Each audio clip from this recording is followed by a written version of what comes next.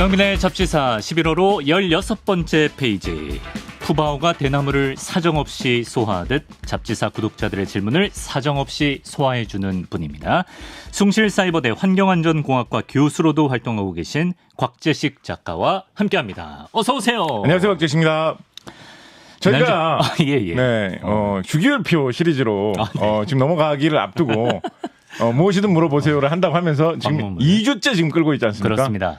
이것이 우리 이제 다음 할 차례가 이제 그 낯설기로 악명 높은 스칸디움 차례거든요. 스칸디움. 스칸디움에 진입하기가 이렇게 힘든가라는 생각을 내심하고 있었습니다만. 아쉬우신가요? 빨리 들어가지 못해서 안달나셨나요? 아니, 저는 그런 생각까지 크게 안 하고 있었는데 제가 지난주에 우리 잡지사, 저는 잡지사를 항상 보거나 듣습니다. 그러시군요. 근데 그러다가 이제 지난주에 갈로아 작가님의 그 마지막 편을 유심히 살펴봤는데 곤충 미식회. 네네, 곤충 이야기를 하다 못해서 막판에 이제 곤충을 드시더라고요.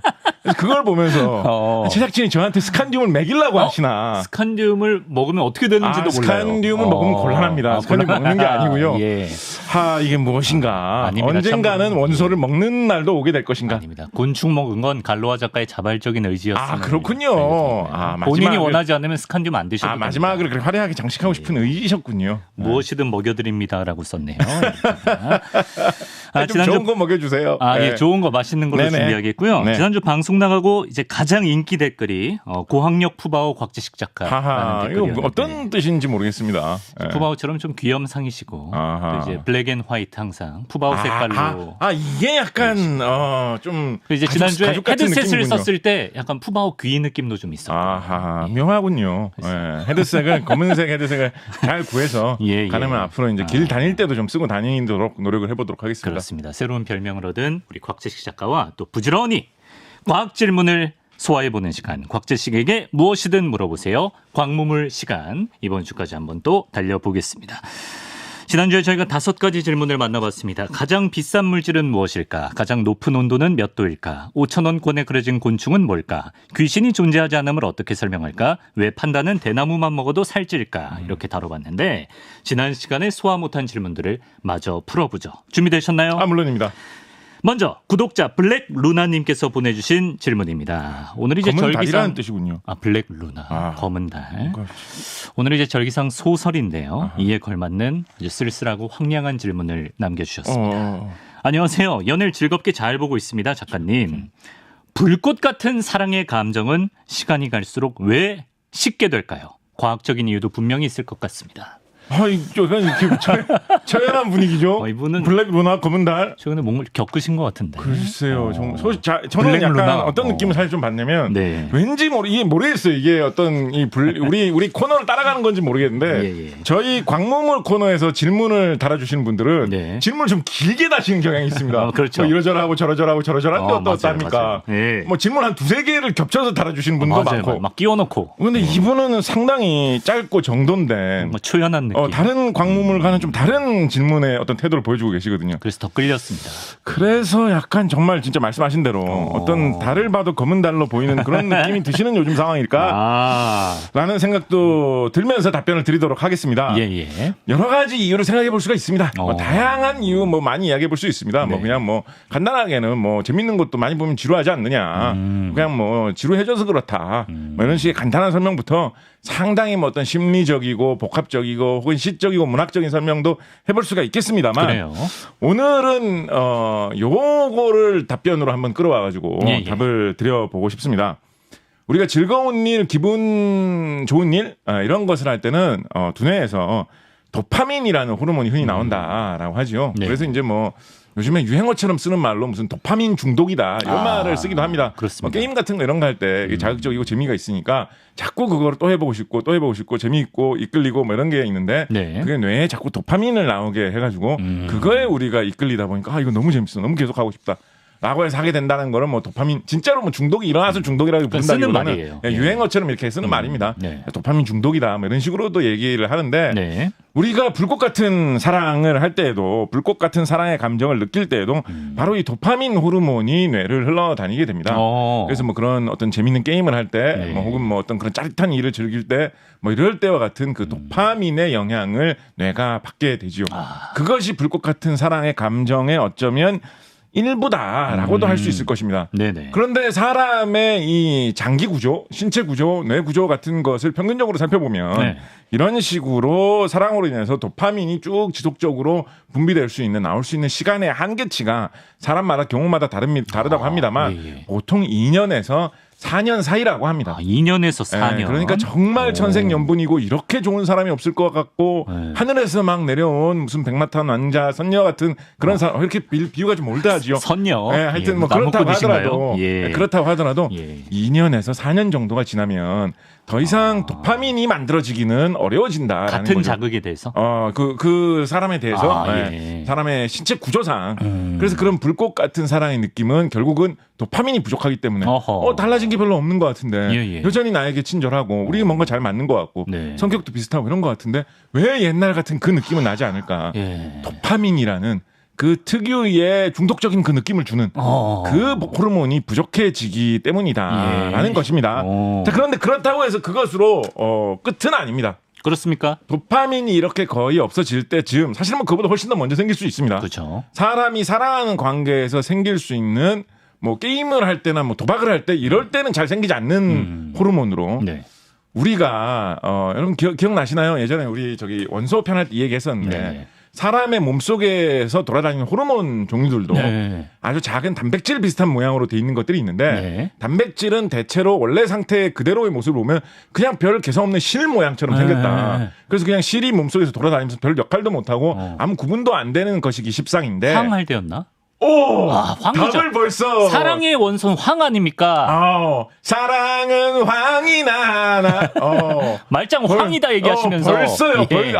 대단하십니다. 예, 황이죠. 벌써 답을 가로질러서 맞춰주셨군요. 예. 그거 할 때 혹시 기억나세요?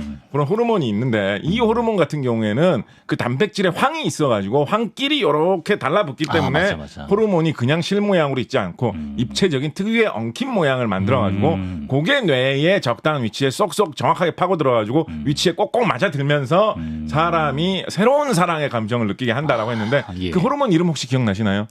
아니요. 옥시토신이라는 옥시토신, 호르몬입니다. 흔히 맞다. 이제 이런 좀 오래간 중후한 정이 들었다라고 할 때 뭐 꼭 사랑하는 연인 관계 외에도 예. 무슨 뭐 부모 자식 간에도 이 호르몬이 생길 수 있습니다. 그렇군요. 옥시토신이란 이 호르몬이 네. 도파민이 없어진 후에도 충분히 생길 수 있는데 연인 간에는 흔히 이제 옥시토신이 약간 뭐 어떤 육체적인 사랑의 표현 뭐 그러면 막 격렬한 그런 표현이 아니더라도 뭐 이렇게 뭐 포옹해서 안아준다 가벼운 스킨십 이런 정도에서도 옥시토신이 이제 생길 수 있다라고 하거든요. 네. 그래서 사랑이 이 불꽃 같은 사랑이 끝난 후에도 그대로 그게 끝이 아니다. 불꽃 같은 사랑 뒤에는 하늘에서 계속 내려오는 눈꽃 같은 사랑이 또 있을 수도 있다. 옥시토신 사랑. 네, 옥시토신 사랑. 여러분, 블랙 루나님, 예쁜 옥시토신 사랑 하시기를. 그래요. 네, 황사랑 하시기를. 다시 화이트 루나로. 기원 드리도록 바뀌기를. 하겠습니다. 권태기 극복은 옥시토신으로 해결하세요. 자, 두 번째 질문. 구독자 이나TV님의 질문인데요. 이 질문 저도 좀 흥미로웠습니다. 네. 사람은 왜 늙으면 흰머리가 날까요? 저희 딸이 물어봤는데 차마 대답을 못 해줬습니다. 또 급 궁금해진 건 왜 앞머리나 윗머리보다 옆머리에서 흰머리가 더 잘 나는 걸까요? 그리고 왜 탈모인 사람도 옆머리는 다른 곳보다 더 잘 남아있을까요?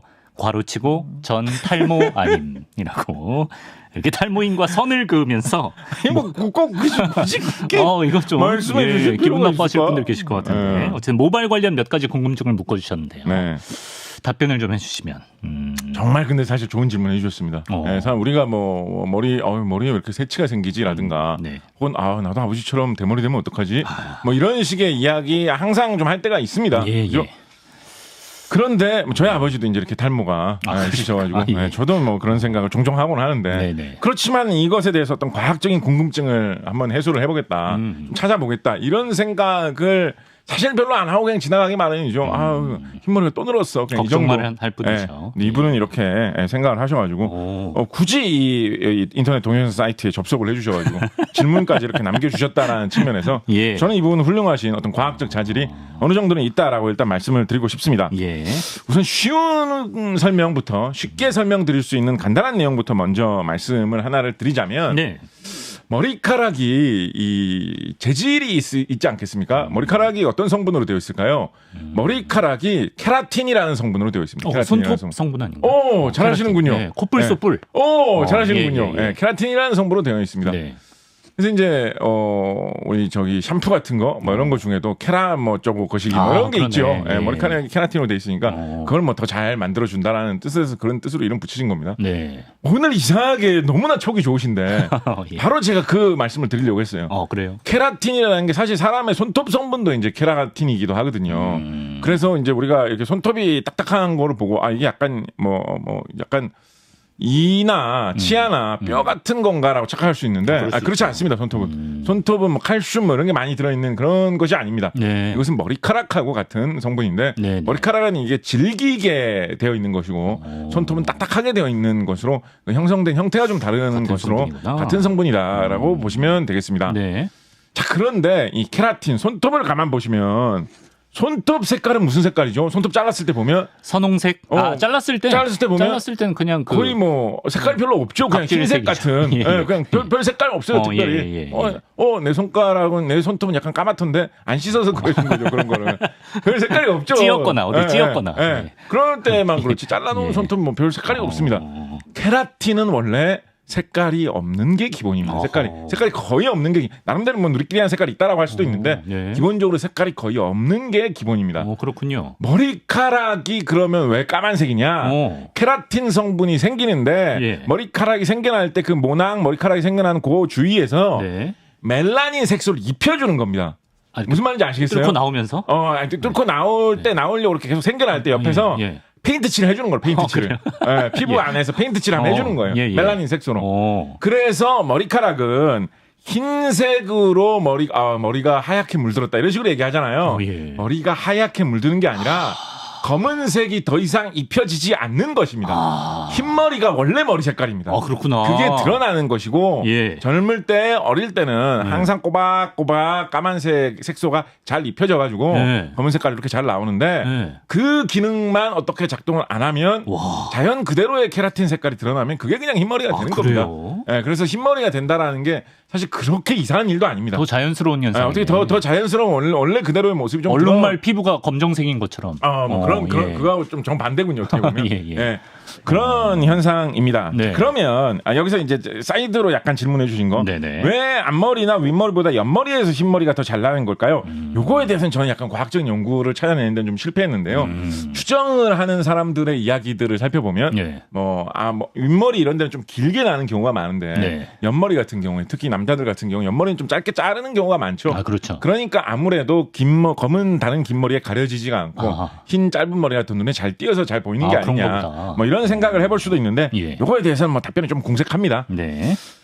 근데 이제 아까 좀 쉽게 할 수 있는 대답을 드렸어요. 근데 이제 좀 큰 대답을 해보자면 근본적인 이야기를 해보자면 그렇죠. 뭐 지금까지 얼렁뚱땅 설명하고 대충 넘어가려고 하는 것 같은데 아니에요. 아니 도대체 그러면 젊을 때는 색소가 잘 입혀지다가 나이가 들면 색소가 안 입혀지는 그 이유는 뭔데?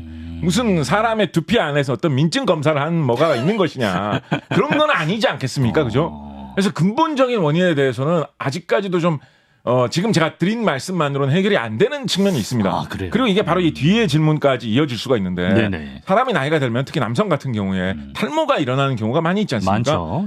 탈모는 도대체 왜 일어나는 것이냐. 탈모가 일어나면 뭐 득이 될 게 없는데 사람 뭐 이런 이야기 해볼 수 있습니다. 근데 이제 약간 조금 근본적으로 좀 들어가 보면 자꾸 근본적으로 들어가는 이야기를 지금 하고 있는데 사실은 사람이 머리카락이 이렇게 있다라는 것도 좀 신비로운 일입니다. 사람 딴 데는 뭐 이런 뭐 털이 같은 게 거의 없잖아요. 어깨나 이런 데 사람 없죠. 보면 뭐 이런 데 별로 없는데 머리카락만 이렇게 털이 있습니다. 그러게요. 동물 중에 그러니까 포유류 동물 중에 털이 많이 나는 포유류 동물 중에 제일 긴 털이 나는 동물이 뭔지 아십니까? 긴 털? 네. 털이 긴 동물. 뭐가 있을까요? 뭐 약간 양 같은 거 털 좀 길게 나는 것 같지 않습니까? 그죠? 근데 사람이 털이 제일 길게 나는 동물로 손꼽힙니다. 거의 그래요? 뭐 1, 2위를 손꼽을 수 있는 동물입니다. 사람이 털이 되게 없지만 머리카락만 엄청 길게 나거든요. 사람 뭐 이렇게 기네스북 이런 데 보면 막 3m 길었어요. 뭐 이런 분도 많이 계시잖아요. 근데 우리가 뭐 개가 털 긴 개가 있다. 양이 털을 길게 길렀다라고 해도 그 정도로 털 긴 경우 잘 없거든요. 사람이 털이 엄청나게 길게 자라는 동물인데 이게 왜 이렇게 되었느냐, 이게 뭐가 유리하다고 이런 종족이 살아남아서 번성을 했느냐라고 할 때 뭐라고들 많이 요즘 유행하는 설명이 뭐냐면 네. 사람이 호모 사피엔스 지금 우리의 사람의 직계 조상에 가장 가까운 종족이라고 하는 그 종족은 주로 아프리카의 중부 지역, 동부 지역 뭐 이런 데서 화석이 많이 발견되는 네네. 덥고 메마른 지역에서 처음 출현했다라고 보고 있거든요. 예. 그래서 이 종족들은 기본적으로 가장 큰 장점으로 지녀야 될 만한 제일 소중한 특성이 뭐였냐면 네. 사실은 털이 빠지는 특성이었습니다.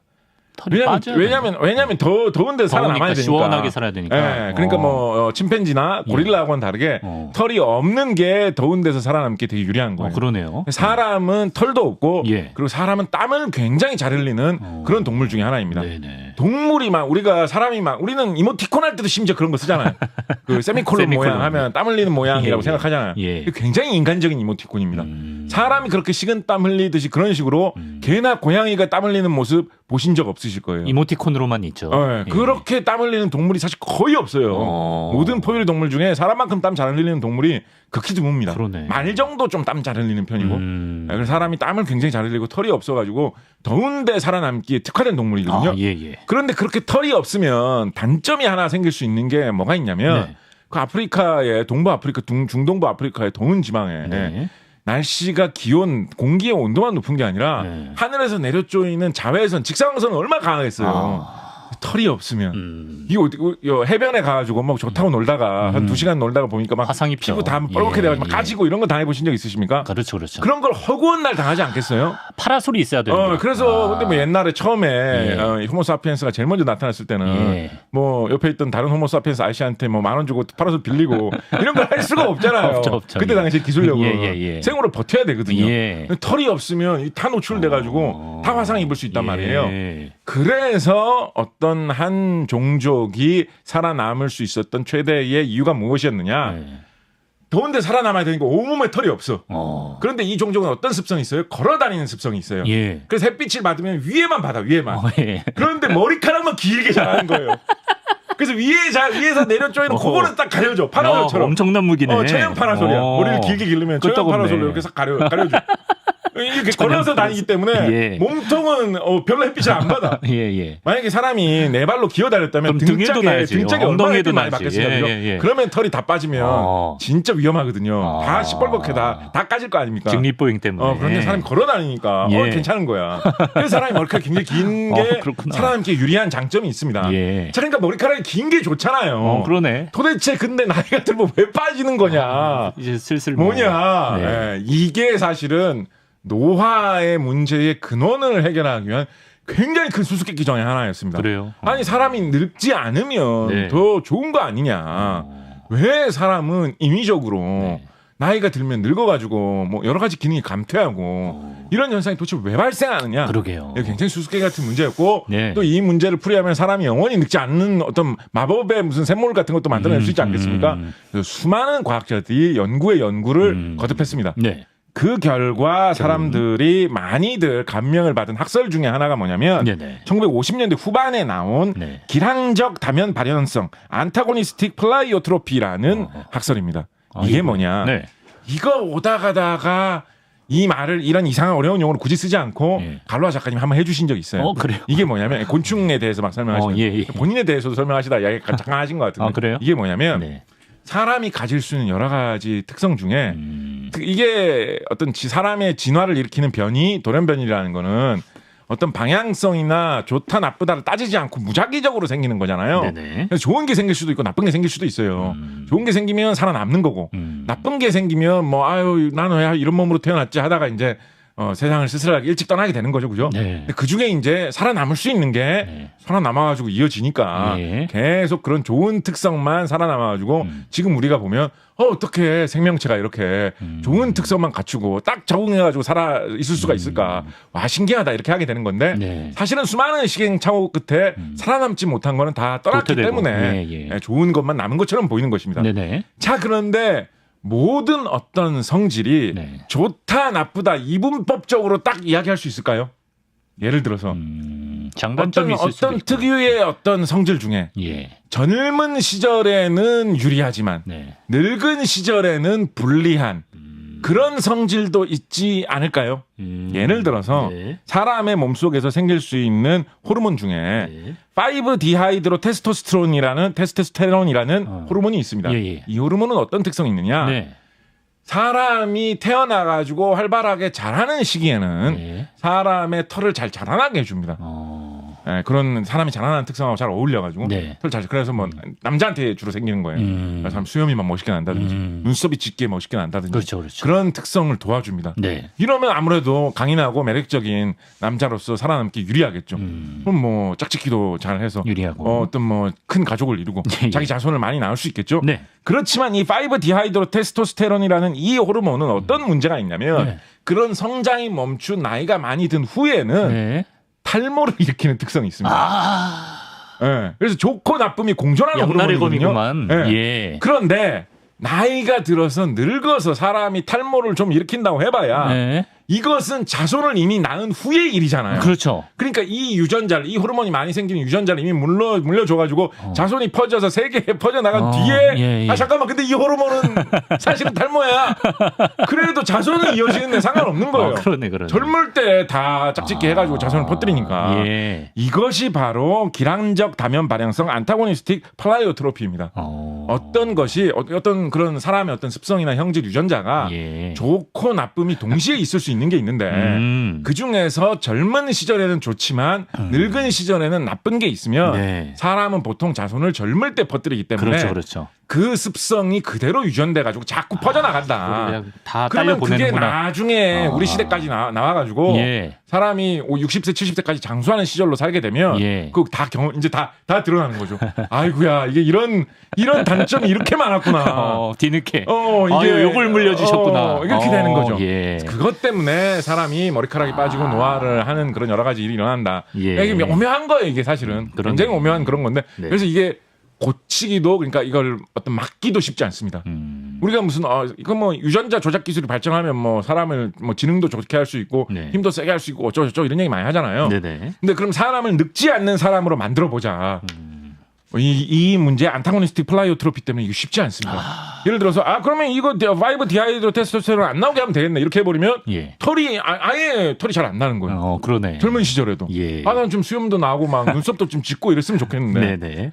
약간 좀 뭔가 모르죠? 약간 내시 같은 그런 외모가 되는 거예요. 내시. 예. 대신에 나이 들어서도 뭐 머리카락 좀 오래 갈 거예요. 라고 하는데 근데 이런 느낌으로는 짝을 잘 못 찾겠는데. 그러네. 나이 들어서 뭐 다 갖추기가 쉽지 않아. 그런 게 있는 거예요. 예. 알겠습니다. 자, 그래서 그게 예. 근본적으로 깔려 있는 이론이고 네. 마지막으로 해주신 질문 왜 탈모가 일어나면 옆머리는 다른 것보다 더 잘 남아 있느냐? 예. 이게 사실은 스피디하게 좀 해주시죠. 스피디하게 벌써 그렇게 했나요? 이미 스피디하지만 예. 두 번째 분이 지금 시간이 벌써 다 두 번밖에 안 했나요? 예. 그러면 이게 짧게 하고 넘어가시죠. 예. 요거는 아직까지 과학적으로 밝혀진 답이 없습니다. 그래요? 그나마 많이들 지지받고 있는 이론이 네. 방금 말씀드린 그 5디하이드로 테스토스테론이 사람의 이 머리 가죽을 네. 좀 나이가 들수록 땡기는 습성이 있는데 그래가지고 머리 가죽이 앞뒤로 압착이 되다 보니까 앞뒤로 모양이 바뀌다 보니까 네. 주로 요 앞뒤로 이마가 넓어지는 요 방향의 털들이 먼저 기능을 잃어가지고 빠지게 된다라는 그런 하나의 설이 있을 뿐입니다. 그렇지만 아직까지는 확실치는 않다라는 이야기가 좀 나와 있는 편입니다. 네, 이렇게 또 답변이 되셨길 바라고요. 지금 벌써 또 25분이 훌쩍 지났는데 세 번째 질문이 굉장히 만만치가 않습니다. 김미경님의 질문 빨리 소개해드리죠. 네네. 이거 난해한데. 곽작가님, 우주는 엔트로피가 계속 증가하는 방향으로 변화하는 걸로 알고 있습니다. 빅뱅 이후로 우주가 팽창하는 모양이 오히려 균일하게 정돈되고 있는 것으로 보이는데 이건 엔트로피 법칙에 위배되는 것처럼 보입니다.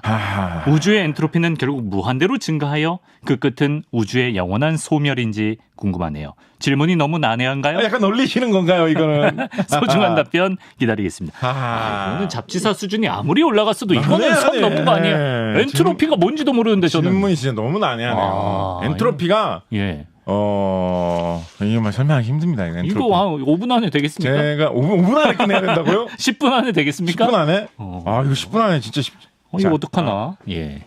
엔트로피 제가 이제 대학교 다닐 때 재료공학과 수업을 들으면서 엔트로피에 대해서 공부를 많이 했던 기억이 나는데 재료공학과 교수님께서 엔트로피에 대해 설명을 하시면서 이것이 현대 과학에서 일반적인 대학 수준의 교과서에서 가르치는 이런 어떤 용어 중에 가장 그분이 쓰신 표현을 그대로 그대로 옮기면 가장 아방가르드하고 가장 전위적인 용어다라고 엔트로피에 대해서 설명을 해주셨습니다. 아, 그래요? 그래서 이거를 정확하게 알면 알수록 정말 심오합니다. 오묘하다. 굉장히 오묘하고 심오한데 지금 시간이 5분밖에 없기 때문에 7분. 7분? 7분밖에 없기 때문에 이게 엔트로피 설명이 끝이 아니잖아요. 그죠? 이렇게 설명드리겠습니다. 예.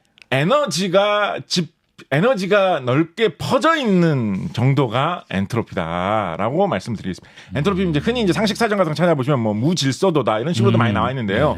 그렇게 틀린 얘기는 아닙니다만 질서라는 말이 약간 혼동이 일어나는 경우가 많이 있기 때문에 저는 오늘의 설명을 위해서는 에너지가 퍼져 있는 정도라고 말씀드리겠습니다. 이게 어떤 의미냐면 연력학 제1법칙이라고 하는 에너지 보존 법칙에 의해서 사실은 우주 전체의 에너지는 늘어나지도 않고 줄어들지도 않습니다. 이게 뭐 사실은 뭐 아예 아닐 수도 있는 것 같은데 뭐 아닐 수도 있을지 몰라요. 사실은 우주 어디 저 먼 우주 구석에서 이상한 일이 벌어질 수도 있으니까 확인해서 만든 법칙은 아닌데 그런데 현대 과학의 일관성 있는 설명과 우리가 지금까지 현대 과학의 범위 안에서 살펴본 모든 현상들을 종합할 수 있는 하나의 토대로 정해놓은 대원칙입니다. 에너지는 우주의 에너지는 더 늘어나지도 않고 줄어나지도 않는다. 유지된다. 그래서 에너지를 소모한다라는 말은 사실은 좀 부정확한 어폐가 있는 표현입니다. 에너지를 쓴다라는 표현이 어떻게 보면 조금 더 맞는 표현. 무슨 말이냐면 우리가 무슨 석탄 같은 걸 하나 가져왔다. 이걸 불을 태웠어요. 불을 태우면 이제 다 시간이 지나면 석탄이 이제 잿더미로 다 변해가지고 더 이상 안 타는 상태가 됐겠죠. 그렇죠. 그럼 우리가 흔히 이제 에너지가 소모되었다. 석탄의 에너지가 소모되었다라고 이야기를 합니다. 그런데 엄밀하게 가만 따져보면 석탄의 에너지가 다 사라진 것처럼 보이지만 사실은 그렇게 석탄을 불태우면서 주변의 공기들을 조금 데웠을 거 아니에요. 따뜻하게 만들었을 거 아니에요. 그렇겠죠. 석탄이 탔으니까. 물론 그 공기는 바람이 좀 불고 환기가 좀 되면 지구 전체로 다 퍼져나가가지고 공기의 온도를 조금 올렸는지 말았는지도 모를 정도로 곧 다 퍼져버립니다. 그렇겠죠. 그러니까 되게 무의미해져 버려요. 그렇지만 그 석탄이 품고 있었던 그 열기 그 자체가 완전히 우주에서 소멸해 버린 건 아니라는 거예요. 그 에너지 자체는 다 흩어져 가지고 지구상의 여기저기에 어딘가에는 다 조금씩 영향을 주면서 남아 있다라는 거예요. 그래서 에너지가 소모되어서 사라진 것이 아니라 석탄이란 이 한 덩어리에 집중되어 있던 에너지를 우리가 사용함으로 인해서 지구 전체 이곳저곳에 환기를 내서 퍼진 이 공기 이곳저곳을 조금 전체적으로 약간 미지근하게 데핀 것으로 미세하게. 다 흩어져 버린 그 에너지가 있는 위치와 형태의 변화가 일어났을 뿐인 것입니다. 자, 그러면 왜 그 에너지가 그래도 석탄을 태웠다 그러면 에너지가 없어졌다, 에너지가 줄었다는 느낌이 드는 건 당연하잖아. 저 말장난 아니야. 석탄 다 태워 먹어놓고 에너지가 사라지진 않았어요. 이러면 누가 그거를 인정을 하겠냐? 좀 말 같은 소리를 해라. 불만을 가질 수 있어요. 뭐 과학이 뭐 이렇게 다 말장난이냐라고 할 수 있겠죠. 그래서 사람들이 개발한 게 엔트로피입니다. 석탄은 엔트로피가 낮은 상태였다. 에너지가 집중되어 있으니까 석탄 속에. 퍼져 있는 정도가 낮다. 그런데 이거를 태우면 주변에 공기들이 데펴지고 공기들이 바람 불고 하면서 다 흩어져가지고 결국은 온 주변으로 한반도로 지구 전체로 다 공기가 섞이면서 퍼져나가겠죠. 에너지가 그대로지만 다 그냥 퍼져 있는 상태가 되면 우리가 별로 쓰기에는 아무 쓸모없는 상태가 되잖아요. 그렇죠. 그래서 이런 상태를 엔트로피가 높다라고 하는 것입니다. 그래서 엔트로피가 낮은 게 우리가 사용하기 좋고 써먹기 좋고 뭔가 유용한 일을 하는데 활용하기가 좋은 것이고 응집돼 있으니까. 엔트로피가 높아지면 높아질수록 우리가 써먹기에 안 좋은 상태로 바뀐 것입니다. 그래서 엄밀하게 이야기하면 에너지를 쓴다라는 것은 에너지를 소모해서 써 없애는 것이 아니라 엔트로피가 낮았는데 그 엔트로피를 우리가 올리고 말았네. 그 뜻이 조금 더 정확한 의미입니다. 이게 이제 엔트로피에 대한 설명이에요. 자, 그러면 사람들이 뭐라고 얘기를 하고 있냐면 연력학 제2법칙이 이 엔트로피의 법칙인데 우주 전체를 온 세상을 대국적으로 보면 엔트로피는 항상 늘어나기만 한다라는 법칙이 있습니다. 이것도 어떤 뭐 우주 전체를 다 살펴가지고 엔트로피는 그리고 우주가 처음 시작돼서 끝날 때부터 다 살펴본 다음에 엔트로피는 늘어날 수밖에 없네 이렇게 한 게 아니라 우리가 현대 과학에서 갖고 있는 모든 현상을 이해하는 방식을 일관성 있게 정리하다 보니까 이 방식대로 정리를 해야지 다 말이 되는구나. 라고 해서 나온 점점 높아진다. 라는 것입니다. 엔트로피는 항상 높아질 수밖에 없다라는 것이 있습니다. 그러니까 에너지가 중간에 모여 있으면 결국은 고치고 복구하다 보면 흩어진다라는 거예요. 그럼 더 쓸모 없어지는 거예요. 그 점점 쓸모 없어져 간다라는 거예요. 예. 그래서 지금 이제야 김미경님께서 설명하신 제일 첫 문장이 이제 해석이 될 수가 그러네요. 있죠. 야, 이거 무슨... 그래서 우주의 엔트로피는 낮은 상태에서 높은 상태로 계속해서 변화해 간다라는 것입니다. 네. 그래서 그 이야기가 맞고 마지막에 이야기하신 대로 우주가 그래서 결국은 그렇게 해서 엔트로피가 높아질 대로 다 높아져 버리면 모든 에너지가 그런 식으로 지구에 퍼져 있는 수체 석탄이 조금 열기를 올려가지고 지구에 다 흩어져 있는 그 약간 미지근해진 공기처럼 온 우주의 엔트로피가 다 높아진 상태로 에너지가 다 흩어져 버리면 더 이상 아무 일도 안 일어나고 그냥 그걸로 더 이상의 우리가 지구상에 좀 따뜻한 미지근한 공기가 퍼져 있다고 해가지고 그걸 어떻게 갑자기 모아가지고 다시 석탄 불처럼 따끈하게 활용할 수가 없잖아요. 그러네요. 흩어진 걸 모으는 게 너무 어렵잖아요.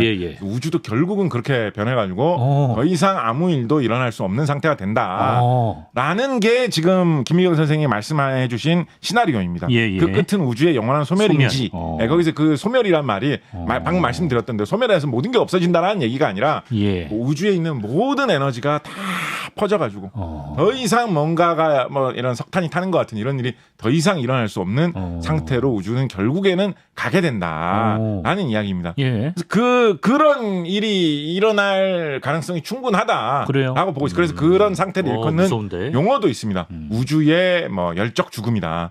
우주의 열사다. 그런 이야기가 있어요. 그럼 상식적으로 생각을 해도 태양이 지금 하늘에서 열심히 빛나고 있잖아요. 그 태양빛을 받아서 광합성을 해서 식물도 자라고 식물 뜯어먹고 동물도 자라고 그래서 사람도 그거 먹고 살고 해서 지구가 다 유지되는 거지 않습니까? 그렇죠. 지구에 사는 모든 생명의 근원은 태양이 뿜어주는 태양의 에너지인데 그 태양도 수소가 헬륨으로 변하는 수소핵융합을 주 에너지원으로 해가지고 수소 시간, 헬륨 시간 할 때 했었죠.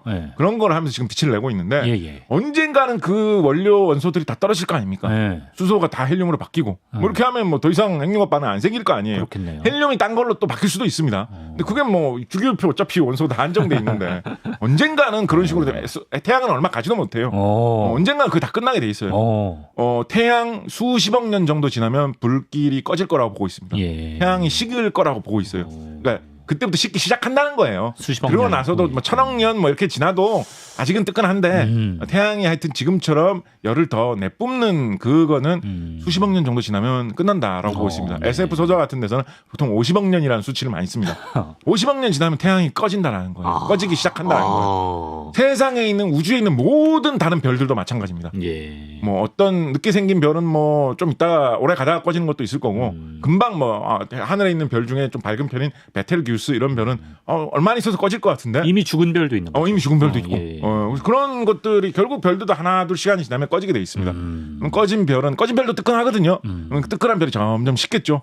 그러다가 언젠가는 차갑게 되겠죠. 사실은 미지근하게 되겠죠. 그러고 나면 이제 그걸 끄신 거예요. 그럼 이제 지구고 온 우주가 다 그렇게 변해버리면 그걸로 더 이상의 아무 변화도 없는 그런 끝난 상태로 쭉 이어지는다라는 것이 열적 죽음이고 이게 말씀하신 시나리오입니다. 그래서 이렇게 보면 그 시나리오가 그대로 우리가 처음 얘기한 엔트로피 시나리오가 그대로 가는 거예요.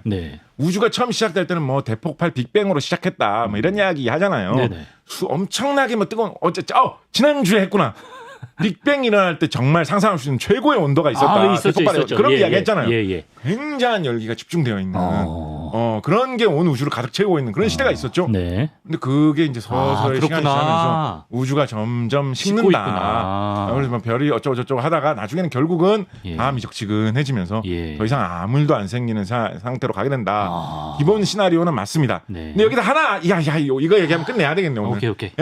근데 하나 덧붙일 이야기가 뭐냐면 자 그런데 대국적으로 보면 그런데 이래서 사실은 엔트로피가 전위적인 개념이라고 하는 건데 대국적으로 보면 그런데 조금 범위를 축소해서 보면 전체적으로 보면 대충 그렇게 하면 말은 되는 것 같은데 그런데 시간 범위를 좀 줄여서 생각을 해보자. 별이 주성분이 수소거든요. 근데 수소가 이렇게 퍼져 있다가 그게 중력으로 이렇게 뭉치면서 하나 둘 오그라들다 보면 수소 덩어리가 되고 그 덩어리가 점점 더 커지고 어마어마하게 큰 덩어리가 되면 그 압력을 이기지 못해서 열과 압력 때문에 수소 핵융합 반응이 일어나기 시작하면 열과 빛을 내뿜으면서 빛난다 별이다 이렇게 되는 거거든요. 요 느낌만 보면 요 전후만 보면 오히려 반대로 네, 그쵸. 수소가 이렇게 막 퍼져 있고 별 변화가 없는 것 같은 좀 썰렁한 상태였던 것이 갑자기 이렇게 오그라들어가지고 엔트로피가 낮아졌어요. 별이 막 빛나는 에너지가 한 군데에 어떤 집중된 것 같은 이런 모양이 나타나지 않느냐. 그러네. 라는 거를 지적을 해볼 수가 있습니다. 물론 뭐 여기에 대해서 여러 가지 설명을 가해볼 수 있습니다. 수소가 그렇게 퍼져 있었던 것 자체가 엔트로피가 낮았다는 뜻이다. 뭐 이런 식으로 이야기해볼 수도 있는데 과학자들이 이거를 좀 약간 뭐 그럴듯하게 들리는데라고 해가지고 이거를 계산을 좀 해보니까 우주에 있는 별들, 은하들 이런 걸 계산을 해보니까 진짜로 엔트로피가 제법 낮은 상태다라는 이런 결론이 나와버렸어요. 그래요? 20세기 한 초중반쯤 해가지고 이런 결론이 나왔어요. 법칙을 깨는 거네. 법칙이 깨져버리는 거잖아요. 그래서 이거 말도 안 되는데 이거 어떻게 해석을 해야 되지? 혼란스러웠던 시절이 있었습니다. 이것 때문에 사람들 이거 뭐야 이 꼬였잖아. 흰머리 나고. 그런 시절이 있었습니다. 그런데 20세기 후반으로 들어서면서 정론에 가까운 새로운 학설이 나와가지고 이 문제가 풀렸어요. 어떻게?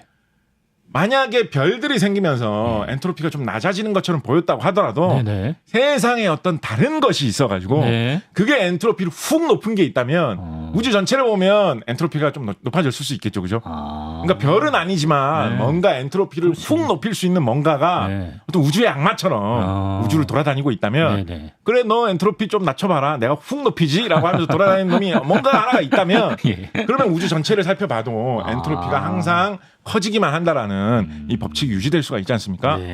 그런 게 있다라는 거를 사람들이 밝혀낸 거예요. 개별적으로는 낮아질 수 있어도 전체로 따지면 엔트로피를 갑자기 훅 높일 수 있는 뭔가 신비로운 우주의 어떤 악마 같은 무언가. 그게 뭔지 아십니까? 뭐죠?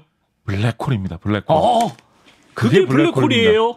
그래서 이 이론이 20세기 중반에 나왔고 이 이론을 완성하기 위해서 블랙홀과 엔트로피의 관계를 계산하고 밝히는데 큰 공을 세운 과학자가 누군지 아십니까? 아인슈타인? 이름 들어보신 분이에요. 아인슈타인의 전성기는 아인슈타인 세상 떨어진 후의 일입니다. 오펜하이머? 누굴까요? 누구죠? 오펜하이머보다 더 뒤에 인물이 누굴까요? 곽재식? 스티븐 호킹입니다. 스티븐 호킹 박사. 스티븐 호킹의 주요 업적 중에 하나가 블랙홀과 엔트로피의 관계를 계산하는 이론을 발전시킨 것입니다. 큰 업적이죠. 그 우주 악마가 블랙홀이었구나. 이게 설명이 안 되면 사람들이 진짜 대혼란으로 가게 되는 거예요. 엉뚱한 이론 막 개발했을지도 몰라요. 블랙홀이 엔트로피를 대신해서 높여주고 있기 때문에 세상에 엔트로피가 낮은 것들이 이렇게나 많이 생길 수가 있었다라는 게 요즘 많이 퍼져 있는 설명이고 엔트로피하고 온도가 굉장히 관련이 깊습니다. 온도가 뭐 높아지고 낮아지는 거하고 아까 말한 뭐 에너지가 퍼지고 어쩌고 뭐 지구가 뭐 조금 미지근해지고 어쩌고 하고 비슷하잖아요. 관계가 많잖아요. 그래서 온도가 엔트로피하고 굉장히 밀접한 이야기인데 스티븐 호킹의 유해는 영국의 런던의 웨스트민스터 사원에 지금 묻혀 있지 않습니까? 그렇군요. 그 묻혀 있는 곳 위에 말하자면 자기의 묘비 역할을 하는 것에다가 스티븐 호킹이 유언으로 뭘 새겨달라고 했느냐? 뭐지? 블랙홀의 온도 구하는 계산식을 새겨달라고 했습니다. 유언 대신에. 이게 내 인생을 한마디로 요약할 수 있는 최고의 나의 멋진 모습이다라고 해가지고. 그게 이제 블랙홀의 엔트로피 이론에서 이제 나온 결과고. 이것 때문에 사실은 어떻게 보면 하늘에 별이 빛나고 태양이 빛나고 우리가 있을 수 있는 근원적인 원인 중에 하나다라고. 이게 또 좀 철학적인 느낌이 있죠. 그러네. 우리가 이런 빛과 어떤 태양과 이런 삶의 즐거움을 즐길 수 있는 것은 어떻게 보면 우주의 저 먼 한 구석에 무시무시한 블랙홀이 엔트로피를 훅훅 높여주는 그런 것을 하고 있기 때문에 뭔가 빛과 어둠의 양면 같은 그러네요, 진짜. 이런 철학적인 이야기도 할 수가 있겠습니다. 좀 뭐 엔트로피, 블랙홀 이런 건 진짜 감도 못 잡고 있었는데 오늘 진짜 상당 수준 제 수준이 올라간 것 같습니다. 광무물 덕분에. 블랙홀 이야기 되게 재밌거든요. 그래서 언젠가 또 블랙홀 특선을 한번 해봐도 블랙홀 특집 재밌지 않을까 생각을 해봅니다. 자, 이렇게 오늘 세 분의 질문을 세 개밖에 못했군요. 세 개밖에 못했군요. 저희가 또 이제 원소 과연 무엇이든이라고 할 수 있나요, 이거를? 원소 얘기 좀 하다가 그 원소 오지 탐험 떠났다가 또 광무물 특집은 또 언제 한번 마련을 해보도록 하겠고요. 참고로 이제 엔트로피는 에너지를 뜻하는 N과 변화를 뜻하는 그리스어 트로피가 합쳐서 생긴 단어다라고 에디터가 알려줬습니다. 자, 다음 주부터는 예고드린 대로 기본 원소를 벗어나서 원소 오지 탐험 떠납니다. 정말 생소한 원소들 줄줄이 대기 중인데 그만큼 또 묘한 기대감이 생기지 않습니까? 원소 포노타임인 주기율표 다음 주 함께해 주시고요. 오늘 또 긴 시간 광무물 해수해 주신 곽재식 작가님 오늘도 말씀 고맙습니다. 감사합니다.